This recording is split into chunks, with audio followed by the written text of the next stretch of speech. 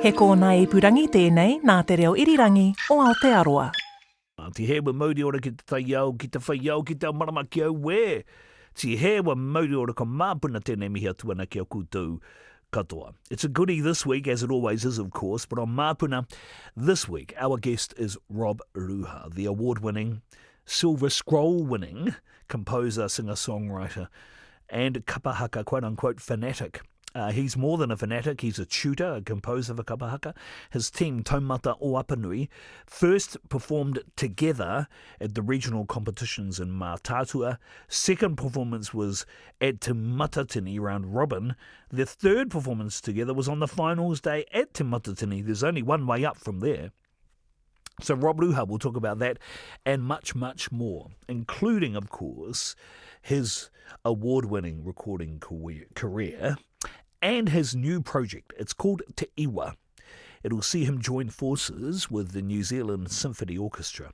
The show is a part of the Aotearoa New Zealand Festival of the Arts, which is happening in Wellington at the Michael Fowler Centre on March the 7th, 2026. Now, tickets are available now. The show is going to be amazing, just as everything Rob does is amazing. There's lots to talk about, so let's get into it. Thank you for joining us again. Here it is. It's Māpuna, the podcast. Whakarongo tunu mai. Rob Ruha, he uri no te whānau apanui me Ngāti Porou. Rob, tēnā koe hoa. Tēnā koe hika, tēnā koe tā noho ki e whakarongo mai nā. Thank you so much for your time. Really, really appreciate it. Sorry for the long introduction and bio, but you know what's going to... If I don't mention everything, someone's going to slam me. Ngāti Mūparata's going to say, hey, you forgot this. So thank you for allowing me to do it. Look, there's a lot of things I want to cover, but have you been watching the Manukuratahi? Because I have, and I don't know, man, every time this competition happens, I just go, wow, you know? Oh, it's amazing. Our kids are amazing. And the people who are leading them are also amazing. Yeah. Also young people, highly talented people, and giving our kids the right stuff. I was watching till late last night, actually, a lot of the reruns of the current day. And just completely blown away with everyone from Aotearoa whānau to Rākau manga, and it was really choice to see our kids from Te Kaha here as well, from Te Whānau Apanui up there on that stage doing their thing. Yeah, I know it's Te Kaha, not Wharekahika, so I don't want to, cause any division within Te Whānau Apanui. But there's this one young kōtiro, she's right in the middle. What an awesome performance. Yeah. I think Pemia Wehi came out and said, that's my idol. Oh, yeah, tikana, and it was neat.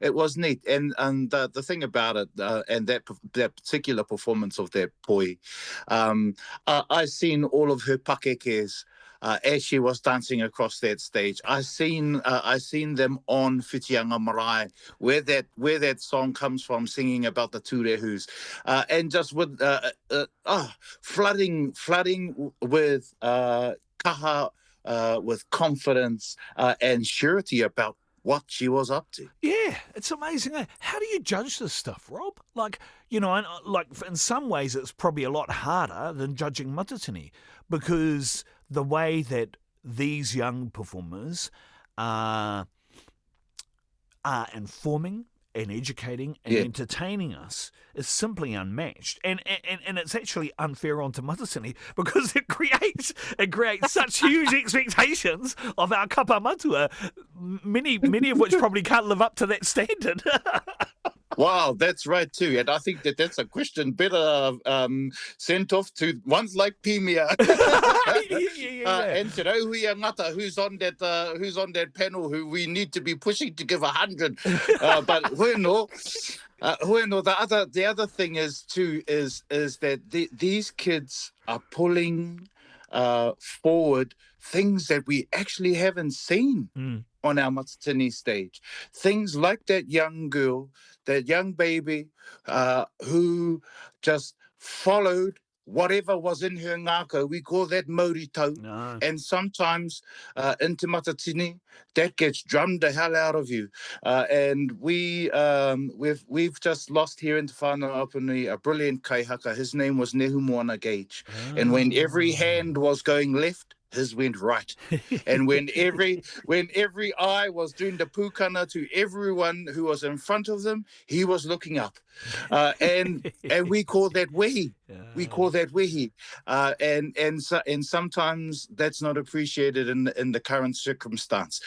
So maybe it's also time to have a discussion about what we think is important on those stages. Who else inspired you in particular? I mean, you and I have talked about someone who I know you've got your kapa haka gods, and the kapa haka god to me was, as we've discussed, the late Reverend, the Flying Nun, Anaru Takurua. But who were the ones who inspired you, not just in kapa haka, but musicality and composition skills that you continue to present now? Well, growing up on the coast, we grew up with iwi radio. As the feeder of all things, including kapa haka. Through iwi radio, we were exposed to a lot of local heroes. And here on the coast, when I was a young fella at least, the taukamo whānau were a hugely musically inspiring whānau. Walter Taukamo, Patrick Taukamo, even my sister who ended up, I think, on one of the Voice or one of those kind of shows, Ora Taukamo. Just amazing musicians and beautiful songwriters that are like many of the stories inside of our whānaus, where these are these whānau who sit in the shed and just sing their life away and just bring so much joy to everyone, but not everyone in the world gets to hear that. So I'm privileged to say I did get to hear that, and in many of my works I'm still inspired by that whānau and by those particular people that I mentioned. And growing up, they were hugely influential, as well as all the kapa haka greats like Ricky Gage, like Anaru Takurua, and like Uncle Bill Kerekere, who I also got to be around while I was a young fella. Gee, you mentioned some absolute legends there. Ora Taukamo, she was on The Voice, I think, hey? Was it The Voice Australia? Yeah. I think it was. Blew them away. You talked about Ricky Gage and Bill Kerekere and the likes, and of course you've probably still got continued access to Ricky, given that you're on the coast. But I remember some of his stuff in I say early days. It's not actually that early when you think about it. But 1988, Whangara, that waiata they did with the Stars with Matariki, Matariki te tohu o te to, that song. Yep. Oh, beautiful. What about them particularly attracted you to want to kind of aspire to not fill their shoes, but to aspire to follow in their footsteps and then carve your own path eventually? I think their style of composition, including the content, the things that they wrote about, like Matariki te tohu o te tau, they were able to take the parts of our Māoritanga that were supernatural to our people and make them real. And that's the part of their greatness that inspired me, and that continues to inspire me. We've got so many stories like that that could topple any Marvel Studio trilogy or Avengers story, and definitely match it blow for blow. And so to have access to those majestic stories, that mysticism, that beauty, that beautiful part of our culture through the compositions of people like Ricky Gage, like Auntie Emma Rogers, like Maka Taumu Jones, and like Uncle Bill Kerekerema, I think that was the greatness and the brilliance that inspired the things that I do. Is that the gig? Is that what you are trying to do? Is to not so much remove the mysticism, but to bring those stories to life, to be the Māori Marvel storyteller through song and composition. Well, I think it's to connect back into that mysticism. I mean, it's like mysticism to everyone else, but that thing that we call tapu, that thing that we call ihi, exists in those supernatural stories of our people. And it's not too long ago that I sat with a Kraua just down the road here, Papale and Parekura, who through his prayers and incantations, I watched him join rainbows together. These are the stories that inspire our children to want to be us. This is the magnetism and the gravitational pull that draws us closer and deeper into our Māoritanga. And I think that is the template that tohunga like Ricky Gage and those others that I have mentioned leave behind for us. And that's definitely what I aspire to do in shows like TEIWA that I'm going to be doing with the orchestra. Beautiful. And before we get into TEIWA, just if I can explore that point a bit further, if you don't mind. Yeah. Why is it so important, Rob, that you keep doing this now, particularly now in the current environment? Because it's hope generating. It's hope generating. And when we engage in things that are grander than ourselves, we remind ourselves that we are great and that our points of elevation are important to find true north and to find ways forward. And even when the tauihu of our waka is getting smashed by all the waves, even the tohunga, the kaiurungi, look up. They look up to look forward. And I think that's why this is important now. Beautiful. And one last question. I don't mean for it to be controversial, although it might be. There's a lot of Pākehā listening to us now. How important is it for non-Māori to understand this type of kōrero that we're talking about now, do you think? I think that this kōrero is the kōrero and the conversations that are happening around the globe. And if we are wanting to be global citizens, that includes our Pākehā relations, then we must have these conversations. As you mentioned in your intro, I've just come back from China. A few weeks before that, I was in Malaysia. A few weeks before that, I was somewhere else in the world. And these are the conversations that we're having across the tables with dignitaries and with mothers and fathers, with business owners, with festival designers and organizers. These are the things that are keeping people motivated to move forward together. And I think these are the conversations that we should be engaging here at home as well. Okay. I'll pick that point up about the overseas trips because I want to talk about, in particular, this thing in Chile with the salsa and the kumara song. But anyway, we'll come back to that. So let's talk about TEIWA. What is TEIWA? Well, it's inspired by the ancient stories and Iroto Yatawa, about the origins of haka, and about the deities that entered these fantastical houses that were owned by our tipuna kai and one by Tiniro, and all of these amazing performances happened inside these whare. And so what I wanted to do with this particular show was harness that energy and explore the tipua side of what used to happen in those houses of entertainment, and it makes a particular reference to those deities that were a part of those early beginnings of haka. In particular, in the TEIWA, ko ina te TEIWA e kōrero nei. That deity hine TEIWA, her name is encapsulated in that name TEIWA. So channeling TEIWA, channeling hine TEIWA, and channeling all of the other deities who are masters at this thing called performance and entertainment. That's what I want to try and harness in this show. Why the symphony orchestra? Gee, when they pātai well, I did a show with the APO up in Auckland. It was a 72-piece orchestra. And it was an amazing show.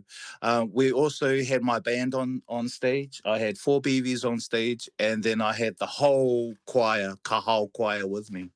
And there's a lot of synergy there with kapa haka.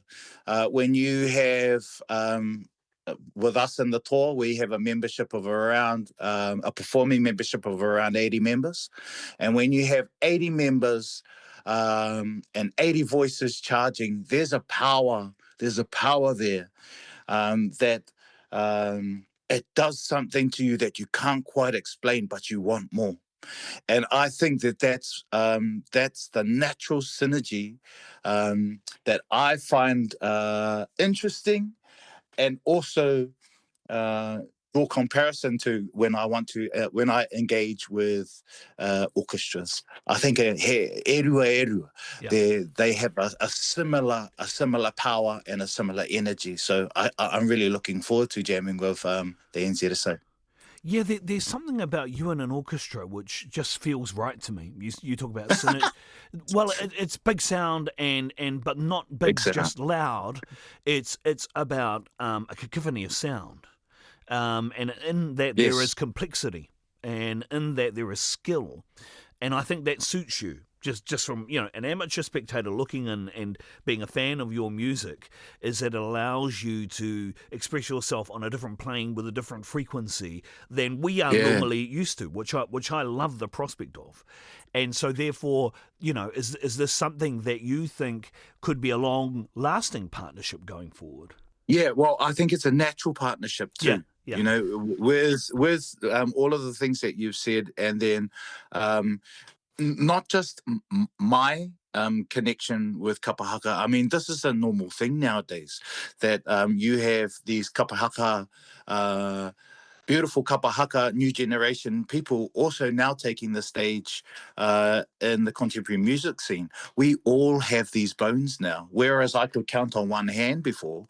Now it's everyone. It's every second new generation Māori music artist has these kapa haka backgrounds. And then so when I'm thinking of compositions, I'm thinking, what's the sopranos doing? What's the tenors doing? What's the altos doing? Who's singing the third? Who's singing that seventh that's going to come up on that note? It's the complexity of the music that I love.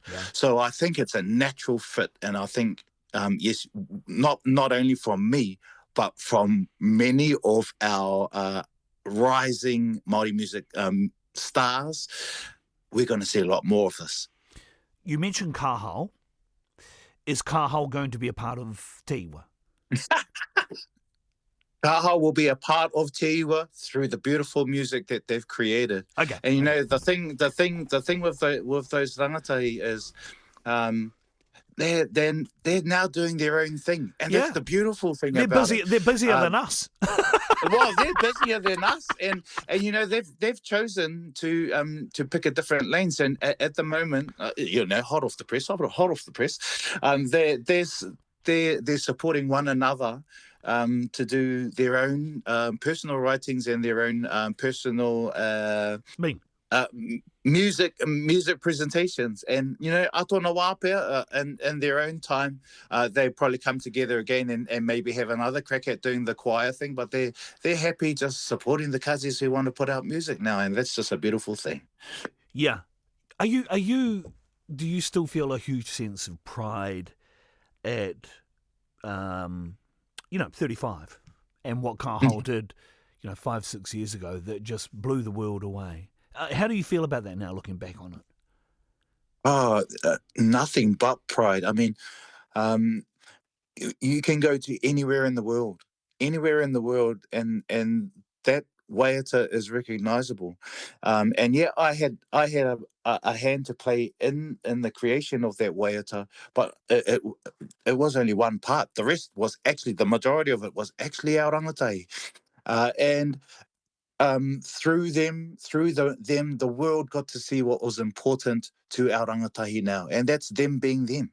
And I don't think that will ever fall out of favour or flavour in the New Zealand music scene. Yeah.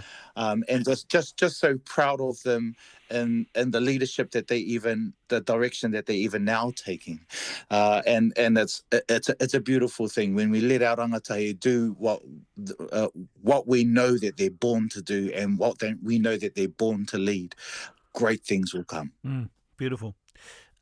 Before we move off TEIWA, and sorry to take a bit of a circuitous route with this, particularly talking about kahal, but I've got a quote from someone. Oh, it's Tama Waipara.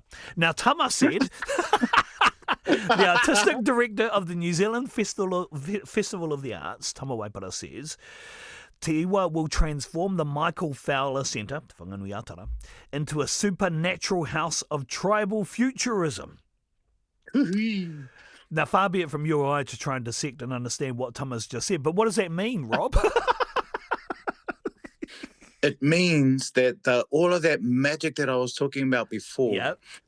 All of those supernatural stories and all of the supernatural energy that will be flying off that stage with myself, the NZSO, my band, and the tour will take you to a world that only can be recognized as being from here. And that will be stack up with anything else that's happening anywhere else around the world. I mean, these are such beautiful tongas, our waiata Māori, our kai waiata reo Māori, just music in general here in Aotearoa. We have something here that no one else has in the world, and we should celebrate that. And that's what that means. It means everything ancient is meant for everything in the future. And that's what you're going to experience when you come to the show. You said about sharing this with the world. You've been doing this on the world stage for a long time. I mean, I know you launched in 2013, but 2015, I think it was, you were in Scotland with, I think, Maisie and Seth? Yep. And Mahuia? Yep, and Mahuia, yep. And I think JJ scabbed on the trip. Anyway.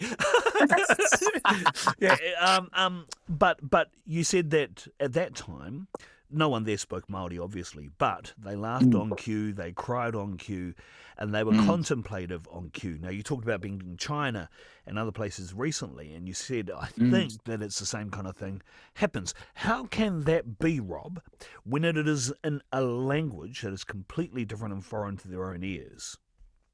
Yeah, it's quite simple. There's a cliche saying that music is a universal language, but intent of the ngākau is also plays a huge part as well, and not just the ngākau of the performer, but the ngākau of the audience, and when political baggage doesn't feature anywhere, and you're seen to be you and celebrated just to be you, people are willing to engage with anything.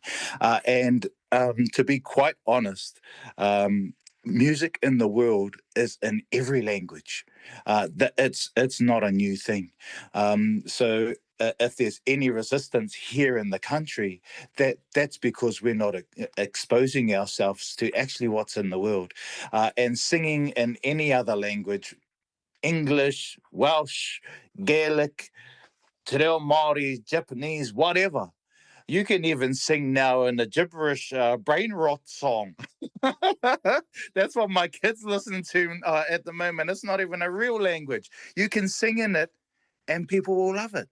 And because people's hearts are open to it. So I hope that more and more hearts are open to hearing our language and any other language here in this country, but in particular our language here in this country, because nowhere else can claim that language other than us being from here.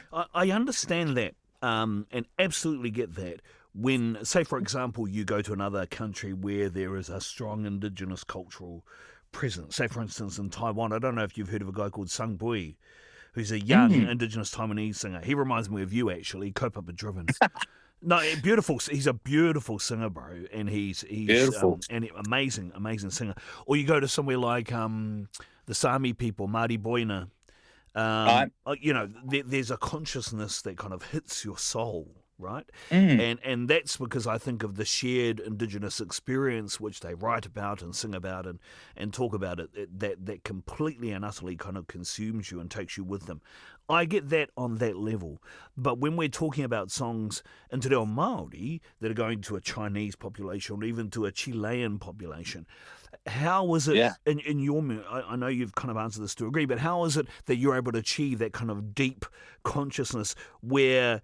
I get that where we share that in an Indigenous sense, but when it's people who haven't got that shared Indigenous experience, how does that work, do you think? Yeah, well, I'd have to say that that's a wairua tapu moment. Hey, when things beyond what's calculable, what's measurable, just happen, and that's the fusion. That's the fusion of good music, good intent, good kaupapa, good language, good everything, all coming together to move people. And then there's the acknowledgement of the host. Like when we went to Chile, as mentioned, there was 10,000 people in the crowd, and they were all doing these beautiful dance moves, a whole lot of them, to a song written about Kumara. But they love to dance. Their people love to dance. And yes, our people, there are people who love to be intellectual about what we sing about, and the nuance that's carried in the language, and the kaupapa expressions that's in the lyric. But there's other people too that just like a good groove, and they just like to stand up and dance, and then they just go with the groove, and that's why we can do the same. We go, we listen to a good song. We don't know what it's all about, but we love what it's doing to our tinana, and away we go. Yeah, no, you're not wrong. What was that like for you, though, given the connections with the Kumara to a place like Chile? Even going back to Yeah. Rapanui and things like that. I mean, that must have been a moment because obviously it features so predominantly in the Te Whanua Rapanui, Yeah. kōrero tuku iho, So what was that like for you, just seeing that Yeah. play out in front of you? Oh, it really was amazing. I mean, we had to kind of, we caught ourselves out a little bit there. My cousin Ruha, she was on the stage with me, and yeah, we kind of, the band did its thing, and we kind of like stopped singing. Because all of these people, I was like, oh, that's right, we're on the second verse. But yeah, it was definitely a moment. And similarly, when I was in Scotland with Maisie, doing things over there, watching people cry in the audience, another beautiful, moving thing. And again, when I was in Malaysia recently, just 10,000 people again, jamming to and even singing Caliga and 35, let alone dancing to it. Yeah, it really is a magical thing. Okay, I want to talk taumata Apanui now. We're starting to get into. Look, I'm not trying to get scoops, but I've always wanted to. I've always wanted to ask you this: do you have to have been or received a National Music Award to even make the team in taumata Apanui? I mean, is Maisie going to join? Are you basically trying to get together the Avengers in one kapa haka? The Māori musician Avengers into one kapa haka group. Is that the plan, Rob? Is it? Because that means none of us. Absolutely. None of us. Oh, really? Okay. That means people like me have never got a shot, Rob. You do realise that, right? Oh well, it really is. Because Kaziri is in the team. Me and Troy, when we were teenagers, we were both in Te Kapahako Te Whanau Apanui together. Yep. And then there's all of our other whānau that's in there too. We've all been there. We've all done that. I mean, really, to be honest, we were a scratch up team. We were rung up at the final hour to put one more team into the Mātātua regionals so that we could have 6 teams from the Rohe going away. So that was the scratch up team, and we don't know how long the wheels are going to stay on, but as long as they're staying on, we're keen for the ride. And it's been an amazing journey thus far, especially bringing our kids along for the ride, and all the mad things that we have been doing and all the things that they've seen us do, the pulling together of programs, the designing of our 6-week campaigns, and all the rest of it. It's been really, really cool, really fun, and really uplifting.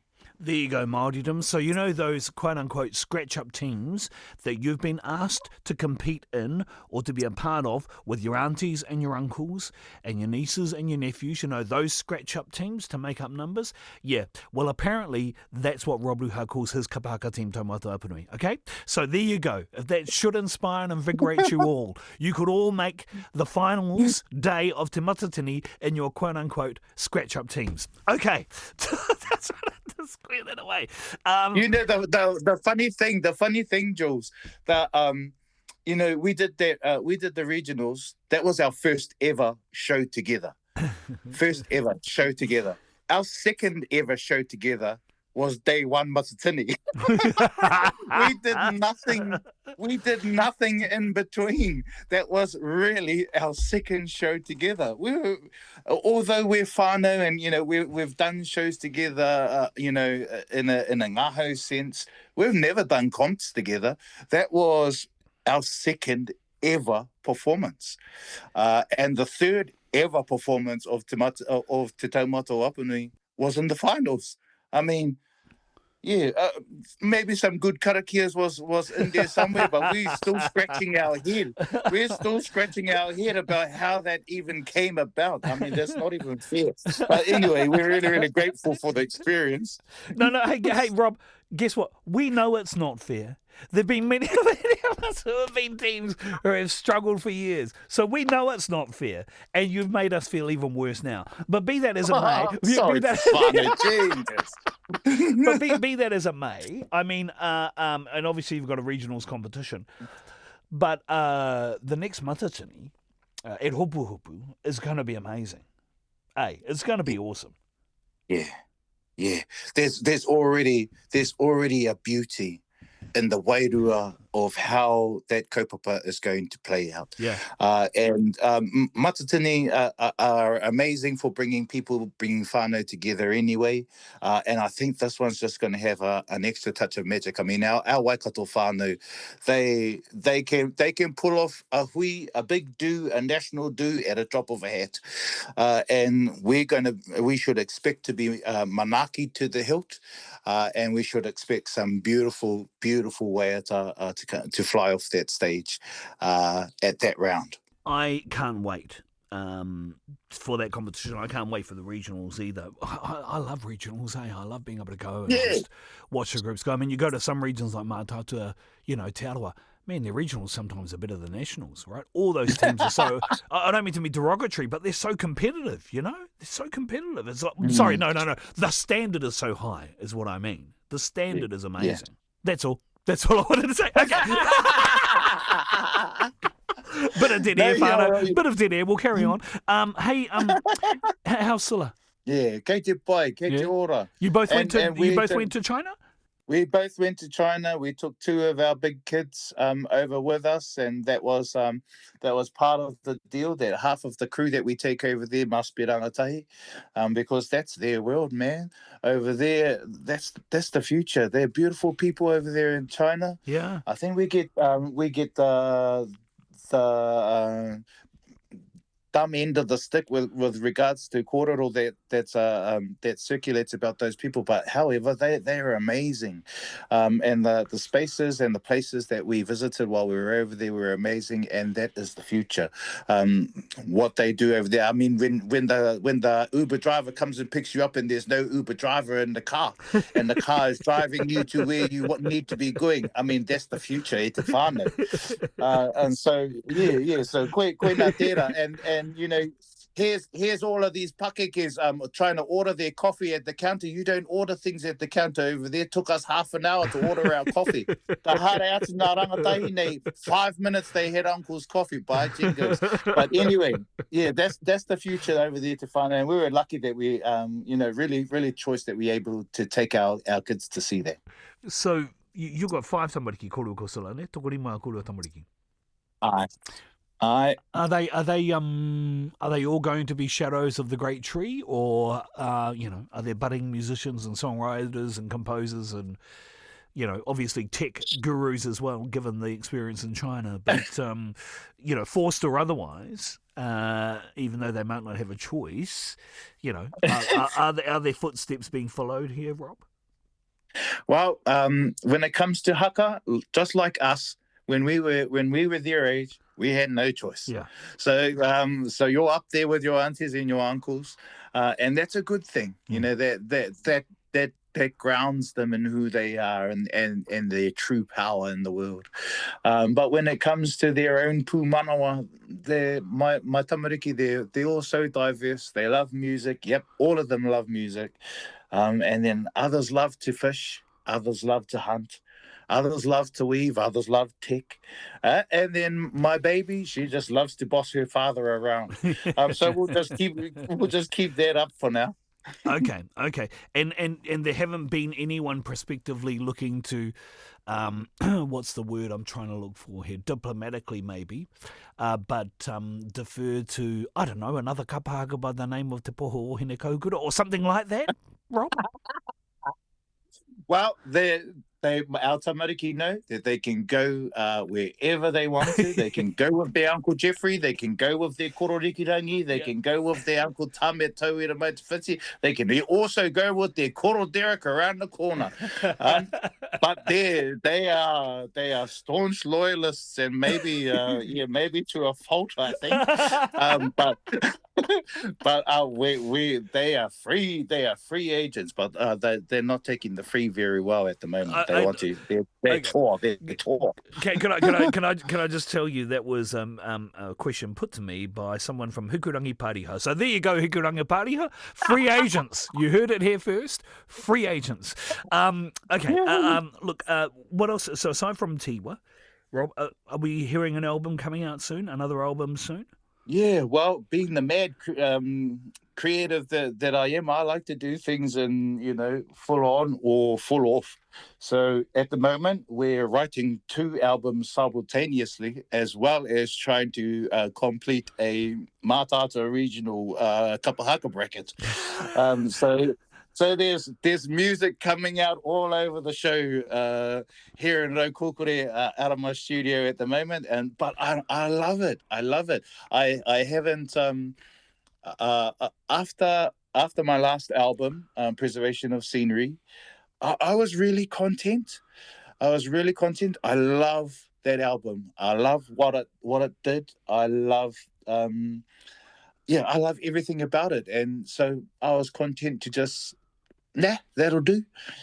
But in the last maybe 9 months, I've got the spark back again, and have been writing profusely. So yep, definitely working on another album, 2 actually, and as I said before, a couple of haka bracket.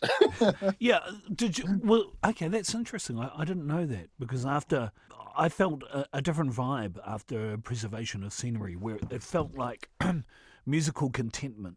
It felt more laid back, relaxed, and the sound of someone who was safe and sound in their own consciousness, and identity, and feeling a different vibe from other albums. So it surprises me that you say you thought, well, maybe I'm done after that, because it felt like to me you were on another path that was expanding in front of you.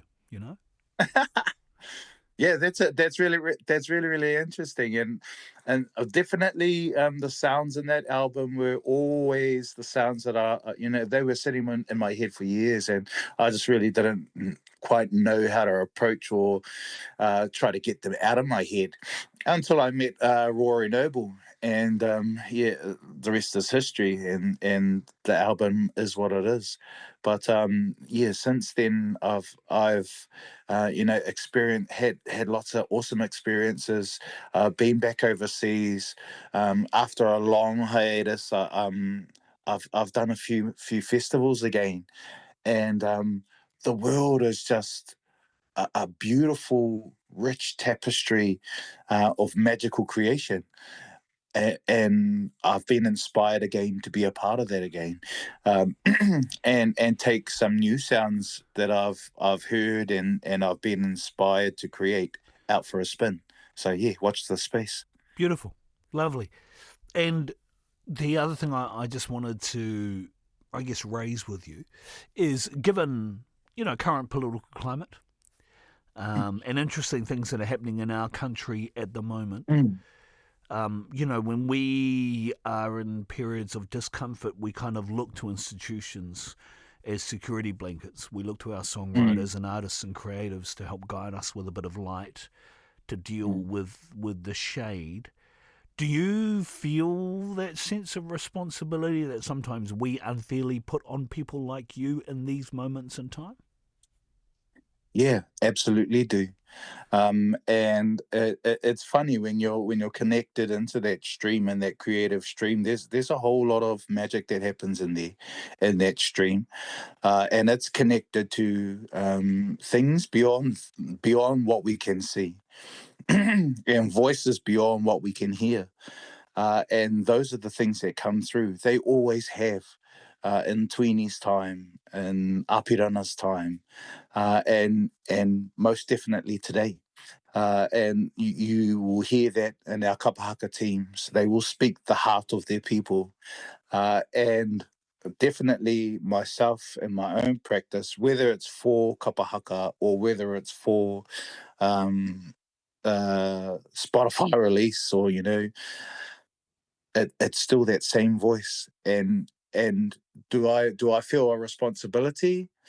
I think it's just part and parcel of what I've signed up to be a part of, and that's to be the voice of that thing that we can't hear, but we know it's there, and to provide hope, to provide spaces to elevate, and spaces to look up so that we can see forward. I've been speaking with Rob Ruha, the one and only Rob Ruha, platinum-selling, silver scroll-winning Māori artist who will be performing TEIWA, a supernatural performance house of tribal futurism that will transport the senses at the Michael Fowler Centre. This will happen in March at the Aotearoa New Zealand Festival of the Arts, March 7th. Tickets are available now, and can I say to you, man, they're cheap given the quality of talent that you will see and hear. Rob, it's always a privilege and a pleasure. Thank you for being so open to talking to us, as you always are, not just about your work, but about the state of our nation and the consciousness of our nation, particularly when we're talking about creative work that gives us, as I say, light to shade. Look, if you're short on numbers for Taumata Apanui, you've got my number. And I know, and I say this to all of you musicians, and none of you take up the opportunity. And every time I see you, you always give me the, now, you wanted something. BVs, I say, and you go, yep, no. It's always very much a diplomatic, good idea, yeah, thanks for that, but no thanks. But, if desperation occurs, it's always there. Ngā mihi, Jules, and yeah, we'll call you. Kia ora, brother. Tēnā koe, thank you so much for your time. I really appreciate it. Tēnā koe, bro. Kia ora, maita. That was, of course, Rob Ruha, the one and only Rob Ruha. As I said, TEIWA, the show, will be Rob Ruha with the New Zealand Symphony Orchestra at the Michael Fowler Centre at the Aotearoa New Zealand Festival of the Arts. I think there's only one show. I could be wrong, but I think there's only one show. It's March 7, 2026, 7:30 p.m. Tickets are available now. He's the man, eh? That is us. Thank you for listening to Māpuna this week. I hope you enjoyed the program. Thanks again to Rob and also to Steve for producing the show with all the magical button pushing that he has to undertake, and even letting me in the studio. And also to our producer Tama, who always does a great job. We'll join you next week for more. Until then, e ki ana te kōrero e te iwi, ko te toka ia ki ha he toka whitianga rā. Ko te toka I Māpuna ko tāu e ki te ai ko te ripo kau. Ti he wa mauri ora, kia tātou katoa.